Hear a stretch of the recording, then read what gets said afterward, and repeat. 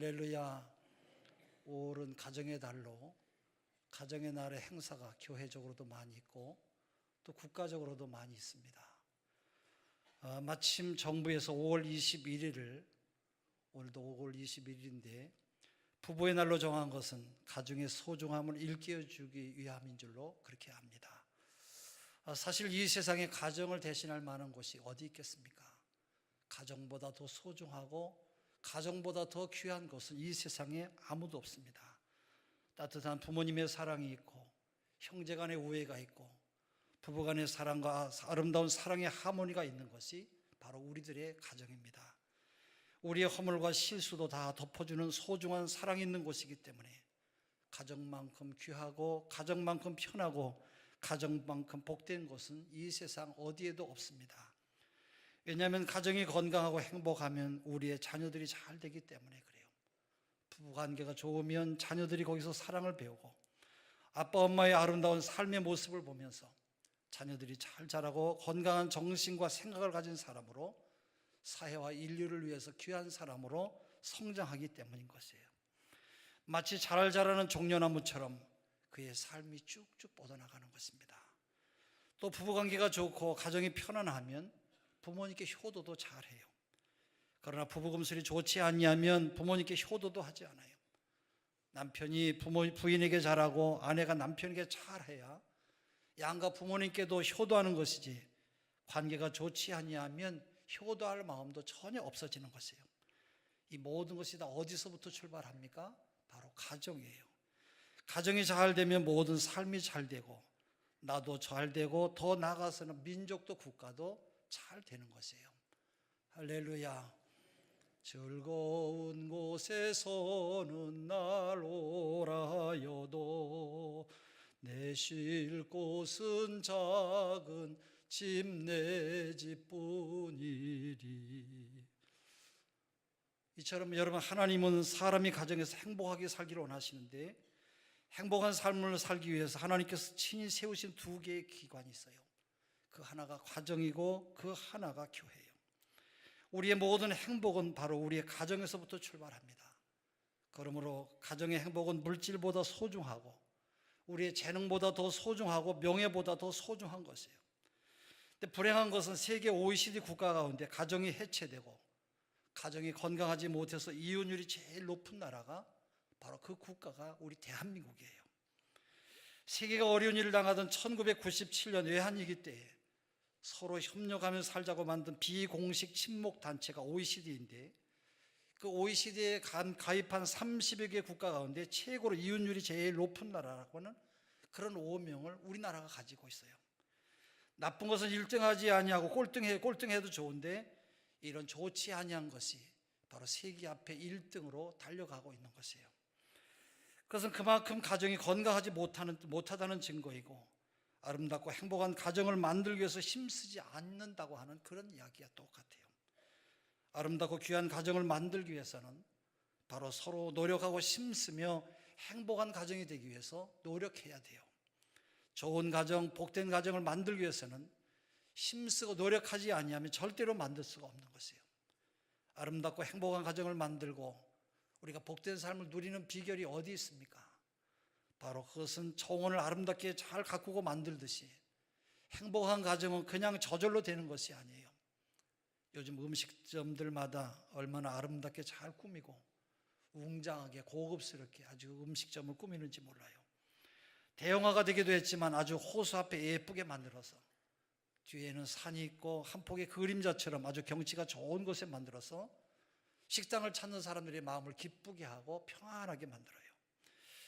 마치 식당이 무슨 예술품을 전시해 놓은 전시관 같은 느낌이 들 정도로 아주 예쁘게 꾸며놨는데 얼마 전에 갔던 무랑리의 저수지 옆에 담원이라고 하는 그런 음식점이에요. 사람들이 얼마나 많이 오는지 음식도 맛있고 참 좋구나, 아름답구나, 그런 감탄사가 저절로 나왔어요. 우리의 가정도 이처럼 아름답고 예쁜 가정이 되기 위해서는 서로 가꾸고 노력하지 아니하면 만들 수가 없어요. 오늘 성경은 행복한 가정이 되기 위해서는 어떻게 해야 되느냐, 먼저 아내에게 말씀하고 있는데 오늘 우리가 읽었습니다만 그 22절에 말씀하지요. 아내들이여 자기 남편에게 복종하기를 주께 하듯 하라. 그렇게 말씀해요. 복종하기를 주께 하듯 하라고 말씀해요. 사람들은 복종이라고 하는 말과 순종이라고 하는 말을 참 듣기 싫어해요. 죄인된 속성을 가진 우리 인간은 순종, 복종 이런 단어들을 듣기 싫어해서 별로 좋아하지 않는데, 혹시 여자분들은 그런 생각을 하실지 모르겠어요. 목사님은 지금이 어느 때인데 무슨 순종하고 남녀 평등 시대에 남편에게 복종하라고 하냐? 내가 뭐 배운 게 없냐? 남편보다 부족한 게 없는데 뭐 때문에 순종하라고 하냐? 혹시 그럴지 모르겠어요. 그러나 여러분, 이것은 하나님께서 말씀하시는 것이에요. 교회의 머리가 예수 그리스도이듯이 가정의 머리가 남편이기 때문에 순종하라는 것이에요. 이 말씀은 어떤 상황 가운데서도 남편이 가정의 머리이기 때문에 남편을 존중히 여기라는 것이에요. 남자는 여자가 자기를 귀하게 여기고 존중히 여겨줄 때 제일 기뻐해요. 그래서 여자는 자기를 사랑해주는 사람을 위해서 목숨을 겁니다만, 반대로 남자는 자기를 알아주고 존중해주는 사람을 위해서 또한 목숨을 걸어요. 탈무드에 이런 말이 있습니다. 딸아, 만일 네가 남편을 왕처럼 존경한다면 그는 너를 여왕처럼 우대할 것이고, 네가 계집종처럼 처신한다면 남편은 너를 노예처럼 다룰 것이다. 만일 네가 너무 자존심을 내세워서 그에게 봉사하기를 싫어한다면 그는 힘으로 너를 하녀처럼 부릴 것이다. 그리고 남편이 친구 집을 방문하러 갈 때는 목욕도 하게 하여 몸치장을 잘해서 보내도록 할 것이고, 남편의 친구가 놀러 왔을 때는 극진히 대접할 것이다. 그리하면 남편으로부터 귀여움을 받게 될 것이다. 따라 언제나 가정의 마음을 쓰고 그의 소지품을 귀중히 여겨라. 남편은 기꺼이 내 머리에 관을 씌워줄 것이다 말했어요. 어떤 상황 가운데서도 바로 남편을 귀하게 여기고 존중하게 여길 때 우리의 가정은 건강하고 든든한 그런 가정이 될 줄로 믿습니다. 또 때로는 남편이 직장에서 해고를 당한다든지, 아니면 잘 나가던 사업이 어려움을 당하면서 가정의 경제적인 어려움이 닥칠 때가 있어요. 그럴 때 우리나라의 부인들은 생활력이 강해서 아주 강한 정신력을 가지고 가정을 잘 지켜내는 슬기로운 지혜가 있어요. 그래서 어떤 분은 시장에 나가서 물건을 팔며 생계를 꾸려나간다든지, 또 어려움을 극복하기 위해서 여러 가지 방면으로 숱한 노력을 많이 해요. 또 직장을 가지고 돈을 벌기 위해서 생활전선으로 뛰어드는 경우도 있어요. 그럴 때에도 아내는 남편에게 상처를 주거나 마음에 아픔을 주는 말을 하면 안 돼요. 언제나 남편을 존중하는 마음은 변치 말아야 돼요. 힘을 주고 용기를 주는 말로 바로 어려움을 극복할 수 있는 위로의 말이 필요해요. 그래서 가정은 여러분 잘 될 때도 조심해야 되지만 일이 잘 안 될 때는 더 조심해야 돼요. 그것이 바로 존중이 여기는 것이에요. 미국의 링컨 대통령 다음으로 아주 존경받는 대통령이 또 있는데, 이 사람은 프랭클린 루즈벨트 대통령이에요. 이분은 대통령이 되기 전에 6남매를 낳고 키우면서 아주 행복한 삶을 살았어요. 그러던 어느 날 다리가 점점 마비되면서 결국 휠체어를 타게 되었는데, 그때 주변의 친척들은 그의 아내 엘레나에게 이혼하라고 말했어요. 이혼해라, 이혼해. 얘야, 너 저런 남편과 살면서 6남매를 어떻게 키우려고 하냐? 너 빨리 헤어지는 게 네가 너를 잘 지키는 것이다. 그렇게 형제들이나 친척들이 종용했지만 그때마다 엘레나는 그렇게 말했어요. 저는 남편의 다리를 사랑한 것이 아니라 남편을 사랑했습니다. 나는 절대로 그럴 수가 없습니다. 그러면서 남편을 존중하고 귀하게 여기는 아내가 있었기에 훗날 루즈벨트는 장애인으로 대통령이 되었고, 그것도 미국을 어려운 경제공황에서 건져낼 수가 있었고, 또 큰일을 하면서 누구보다 성공적인 삶을 살 수가 있었던 것이에요. 바로 여러분, 존중히 여기는 마음이 우리의 가정을 행복하게 만드는 것이에요. 또 남편이 직장이나 사회생활을 할 때에 여러 가지로 많은 사람들에게 공격을 당할 수도 있어요. 그만큼 세상이 어렵고 힘든 세상이기 때문에 그것을 여러분 이겨내기가 힘들고 어려울 때가 있어요. 그러나 세상 사람들이 아무리 공격하고 힘들게 해도 남편은 그런 공격에 넘어지지 않아요. 끄떡없이 이겨냅니다마는, 그러나 한 방에 넘어지는 급소를 누가 가장 잘 알고 있느냐? 우리 가정의 아내가 잘 알고 있어요. 아내는 어떠한 상황에서 남편의 급소를 찌르면 안 되고 남편의 아픔, 상처를 건드리면 안 돼요. 그것은 여러분 남편을 존중히 여기는 것이 아니에요. 또 남편을 고치려고 하는 것도 존중히 여기는 게 아니에요. 오늘 많은 부부들이 실패하는 이유 중에 하나가 상대방을 자기식으로 고치려고 하는 데 있어요. 고치려고 하다가 실패하기가 쉬워요. 빌리그리암 목사님의 사모님인 후스그리암 여사는 아내의 임무는 남편을 존중하고 사랑하는 것이지 남편을 개조시키는 것이 아니다 그랬어요. 남편을 어찌하든지 내 방식으로 바꾸려고 하는 자세는 갈등만 가져올 것이에요. 지금까지 살아온 내 삶의 방식이 여러분 쉽게 고쳐지지가 않아요. 근데 그걸 고치려고 잔소리하다가 싸움만 일어나지 쉽게 고쳐지지가 않는데, 많은 사람들이 어찌하든지 내가 고쳐보겠다는 거예요. 아니에요. 고쳐지지 않아요. 오히려 사랑으로 포용하고 인정하세요. 바로 그것이 우리 가정을 건강하게 만들어가는 비결인 줄로 압니다. 또 믿지 않는 남편의 전도도 그를 사랑하고 순종하는 것이 올바른 전도이지, 남편을 강제로 변화시키려고 의도하는 것은 여러분 실패하기 쉬운 것이에요. 부부가 서로의 부족함과 허물을 있는 그대로 받아들이고 그 부족함을 대신 채워주려고 섬김에 봉사를 할 때 그 부부는 점점 성숙한 사랑을 하며 살아가게 될 것이에요. 그것이 바로 아내가 남편을 존중하는 그런 자세예요. 또 성경은 아내에게만 말씀하지 않고 남편에게도 말씀해요. 오늘 25절에 말씀하는데요, 한번 나오죠. 우리 앞에 전광판이 나오는데 같이 한번 읽어볼까요? 남편들아 아내 사랑하기를 그리스도께서 교회를 사랑하시고 자신을 주신 것 같이 하라. 예, 이 말씀은 남편을 향한 계명이에요. 남편의 의무는 아내를 사랑하는 것이에요.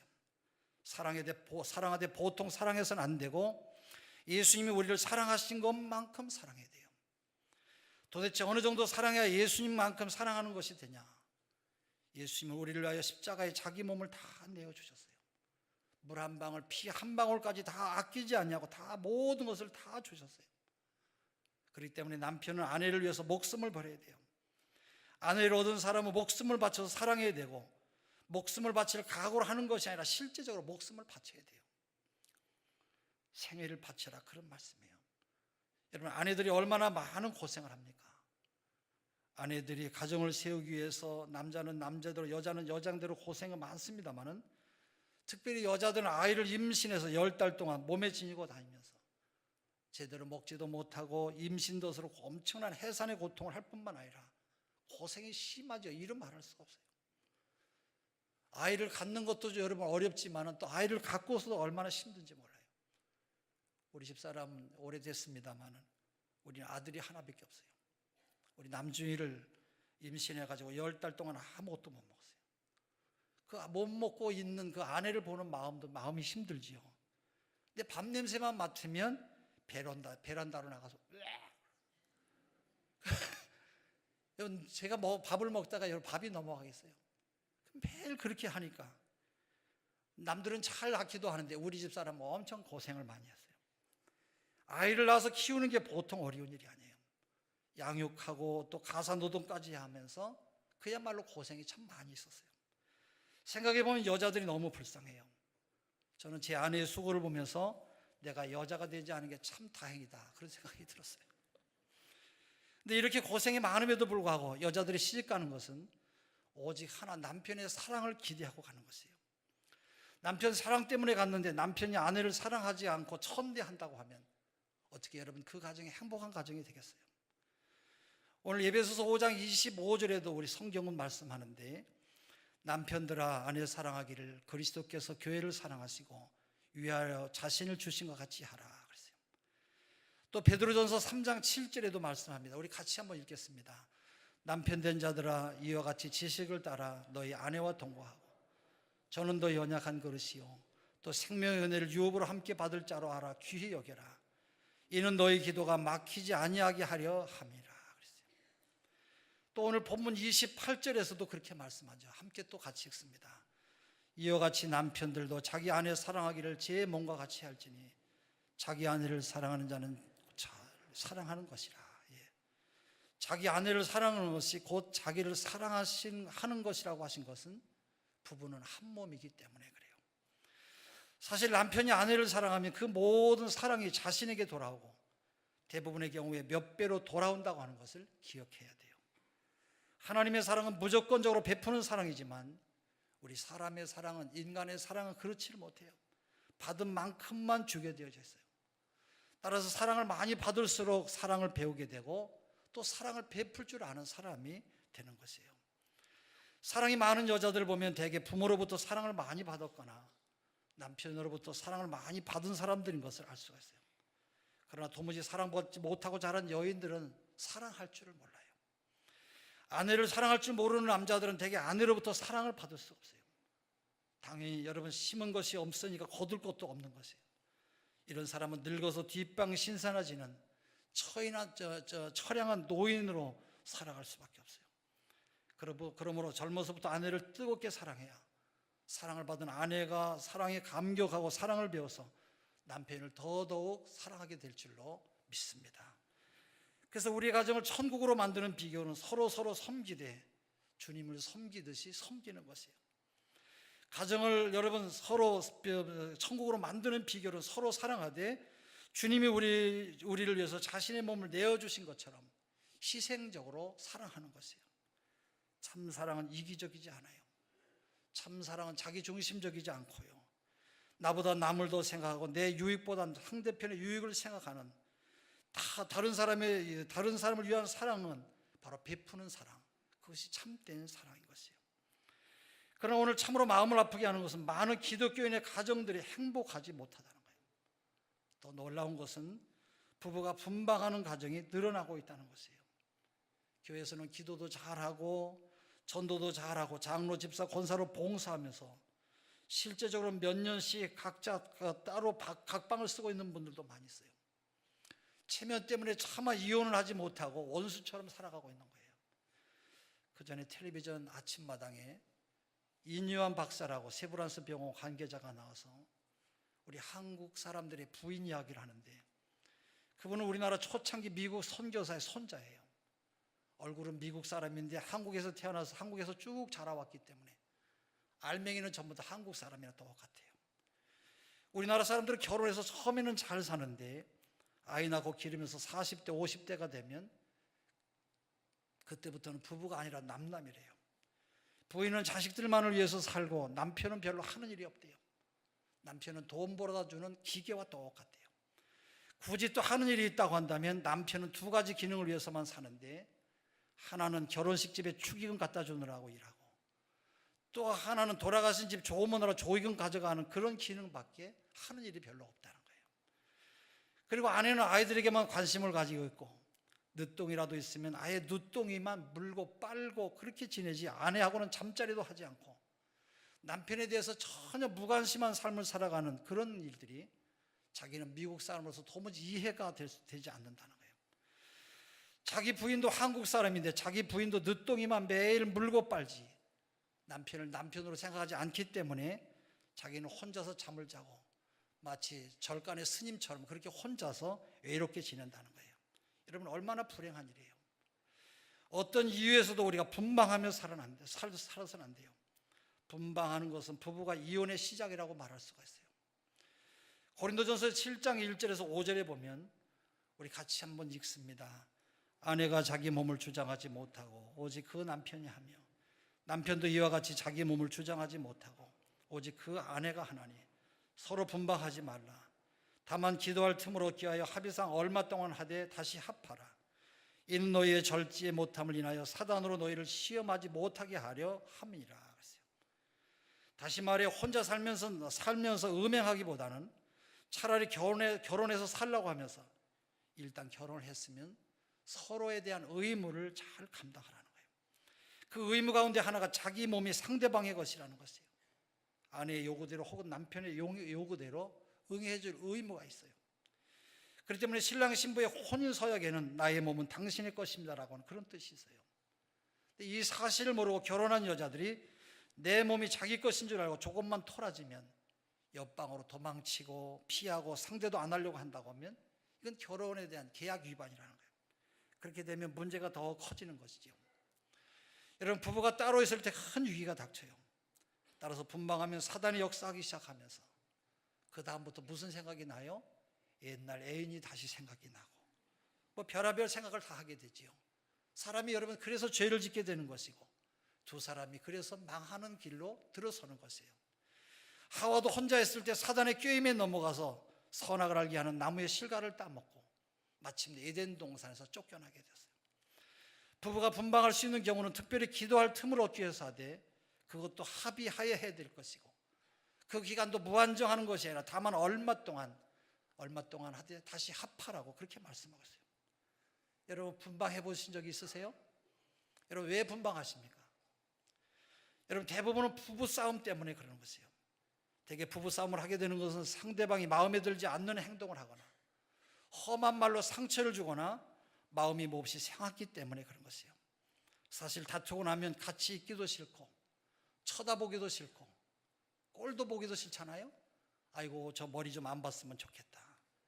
그래서 자연히 밥도 먹지 않게 되고 함께 있는 것도 싫고 서로 피하게 되고 잘 될 때도 그래서 분방하게 되는 것이에요. 이때 유일한 해결책은 각자 하나님 앞에서 진실한 마음으로 기도하는 것이에요. 할렐루야. 기도하다 보면 내 자신의 잘못을 깨닫게 되고 상대방의 잘못을 용납하고 용서할 수 있는 그런 너그러운 마음이 생기게 될 것이에요. 그러므로 기도하는 과정은 반드시 문제를 해결하고 극복하게 되는 것이에요. 특히 우리가 잊지 말아야 될 것은 부부는 서로 하나님이 내게 정해주신 사람이라고 믿는 것이에요. 여기에 대한 믿음 있는 사람은 부부 사이에 어떤 위기가 와도 우리 가정의 문제를 해결하고 행복하게 살아갈 수가 있어요. 많은 사람들이 자기 마음에 맞는 것은 좋아하고 맞지 않는 것은 싫어해요. 그러나 자기 마음에 맞는 것이 모두 다 옳다거나 좋은 것만 아니라는 것을 알아야 돼요. 우리가 몰라서 그렇지 내 마음에 맞지 않아도 옳지 않은 것도 있고 더 좋은 것도 있고 오히려 더 유익한 것이 얼마든지 있어요. 마찬가지로 대개의 경우에 결혼 후에 서로 마음에 들지 않는 것이 너무 많다 보면 하필 내가 저런 사람을 만나서 한평생을 살아야 되는지 별별 생각이 다 들 때가 있어요. 그럼에도 불구하고 나보다 나를 더 잘 아시고 사랑하신 하나님께서 내게 꼭 맞는 짝을 하나님이 주셨다고 믿고 무조건 3년만 꼭 참고 여러분 살아보세요. 그러면 그 사람보다 더 내가 문제가 많다고 하는 것을 우리가 깨닫게 될 것이에요. 어떤 분은 연세가 75세인데 항상 서로가 그런 말을 한대요. 우리는 너무 맞지 않는 게 많다고. 당신하고 나하고 사는데 너무 맞지 않는 게 많다고. 그래서 두 분이 서로 맞지 않는 걸 하나 둘 세었더니 남편도 40가지가 되고 아내도 40가지가 되더래요. 그러면서 지금까지 살아왔다고 하는데 그런 경우는 특별한 경우이고 서로 말이라도 그렇게 말을 하면 안 돼요. 서로가 마음에 많은 상처를 받아요. 자꾸 내 마음에 내 욕심에 맞추려고 하니까 그런 말이 나오는 것이에요. 사람들은 어리석게도 자기 입맛에 좋은 음식이 가장 좋은 음식인 줄 그렇게 알아요.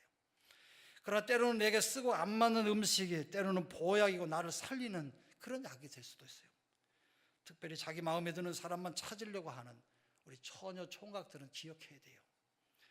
여러분 그 기준이 절대적인 것이 아니에요. 좋은 것도 시간이 지나면 다 변하는 것이에요. 평화롭고 아름다운 어떤 작은 마을에 서로 너무 사랑하는 그런 소와 사자가 있었대요. 바로 소는 사자의 용맹함과 과묵한 성격이 마음에 들었고 소는 소의 자상함과 부지런함에 흠뻑 받았어요. 결국 이 소와 사자는 주변의 반대를 무릅쓰고 결혼을 하게 됐어요. 여러분 그들에게 사랑보다 더 중요한 것은 없었어요. 바로 힘들게 함께 된 만큼 둘은 최선을 다하기로 약속했어요. 소는 최선을 다해서 맛있는 풀을 준비해서 날마다 사자에게 대접했어요. 사자는 고기가 좋지 풀이 안 좋아요. 사자는 싫었지만 참았어요. 사자도 최선을 다해서 맛있는 살코기를 날마다 소에게 대접했어요. 소는 풀을 좋아하는데 고기를 계속 줬어요. 소는 괴로웠지만 참았어요. 그러나 참을성에는 한계가 있어서 둘이 어느 날 마주 앉아서 이야기를 했어요. 소와 사자는 말만 하기만 하면 다투었어요. 둘이 끝내는 헤어지고 말았어요. 헤어지면서 소와 사자가 한 말은 여러분 어떤 것이 아세요? 나는 당신에게 최선을 다했습니다. 그들은 최선을 다했지만 소는 소의 눈으로만 사자를 봤고 사자는 사자의 눈으로만 소를 본 것이에요. 소가 소의 눈으로만 세상을 보고 사자가 사자의 눈으로만 세상을 본다고 하면 그건 소의 세상이고 사자의 세상일 뿐이에요. 사람은 누구든지 자기 관점에서만 세상을 바라본다고 하면 그 세상은 혼자 사는 무인도 섬과 똑같아요. 내 위주로 생각하는 최선은 바로 상대방을 올바로 보지 못하고 내 기준대로 보는 최선은 바로 그런 최선은 최선일수록 최악을 낳고 마는 것이에요. 통계청 자료에서 이혼 사유를 보면 부부 간의 불화, 또 가족 간의 불화, 이게 75.2%예요. 대부분 불화가 바로 남편과 아내뿐만 아니라 가족 간의 불화 때문에 나중에 그것이 자녀들의 가정에 번지게 되고 자녀들 가정을 해체시키는 그런 어려움을 만든다는 것이에요. 부부싸움은 대부분 사소한 일에서 시작하게 되는데 근본적인 원인은 상대방에 있는 게 아니에요. 서로 다른 사람이라고 하는 것을 모르거나 상대방을 인정하지 않는 자기 자신에게 있는 것이에요. 배우자가 자신과 다른 사람이라고 하는 것을 인정하지 아니할 때 사랑하는 마음과 상관없이 무례한 행동이 나오는 것이에요. 가정의 행복은 서로 힘을 합쳐서 만들어가는 것이에요. 누가 우리의 가정을 행복을 만들어주는 것이 아니라 서로 칭찬하고 귀하게 여기고 여러분 존경해 보세요. 그래야만 우리 가정에 좀 참으로 존귀한 복된 가정이 될 줄로 믿습니다. 서로 허물을 덮어주고 여러분 용납해 주세요. 용납해 보세요. 서로 고마움을 알고 여러분 감사해 보세요. 우리의 가정이 행복해질 줄로 믿습니다. 아무쪼록 이 말씀이 우리의 가정의 행복을 이루는 행복한 가정이 되시기를 주의 이름으로 축원합니다. 기도하겠습니다. 하나님, 우리에게 소중한 가정을 주심을 감사드립니다. 아름답게 잘 가꾸고 만들어서 후손 대대로 복을 받는 축복의 가정이 되게 하여 주시옵소서. 그래서 하나님은 영광을 받으시고 우리의 가정에는 좋은 열매들이 주님으로부터 임하게 하여 주시옵소서. 예수 그리스도 이름으로 기도합니다.